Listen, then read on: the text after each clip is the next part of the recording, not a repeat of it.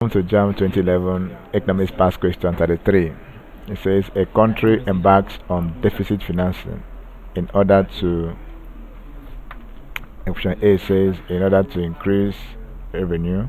Option B says to reduce aggregate demand. Option C says to curb inflation.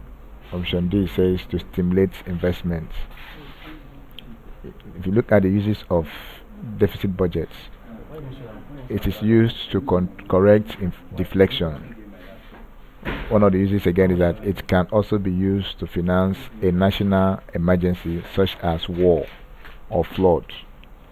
One of the uses again is that it is used to finance projects which involve huge capital outlay.